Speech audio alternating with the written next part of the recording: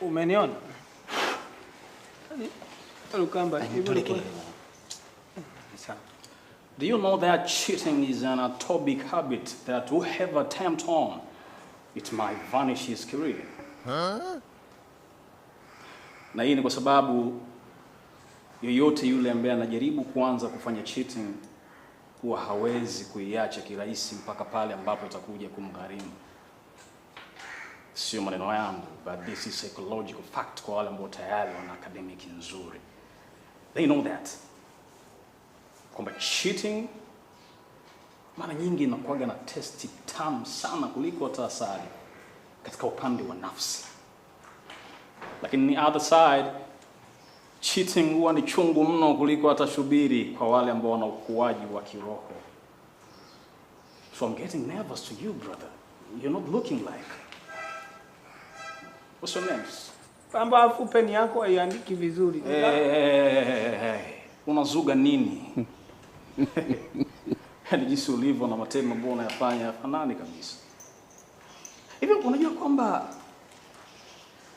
cheating ni maradhi ambayo yana kirusi sugu sana. Na labda nitoe darasa fupi kwa hawa wote ambao wanafanya testi hapa. Kama kuna yeyote yule anayetaka ajaribu kufanya cheating anatakiwa aelewe hii madhara yake ni nini. Cheating ni tabia kirusi ambacho ukianza tu kukijaribu lazima utapata tatizo la kinidhamu ambalo linaenda kupelekea ukosefu wa imani moyoni. Kitaalam hii tunaiita betrayalism. Na ukishaingia katika huo mkumbo wa hicho kirusi, brother, hauwezi kubaki salama.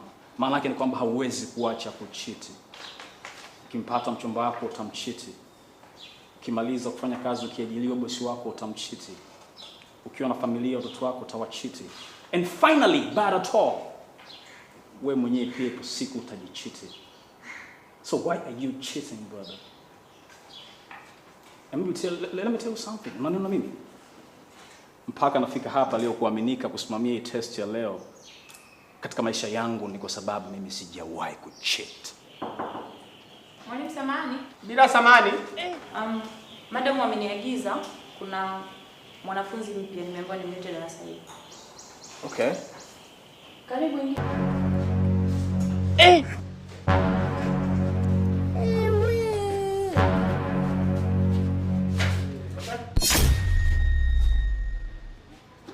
Huh?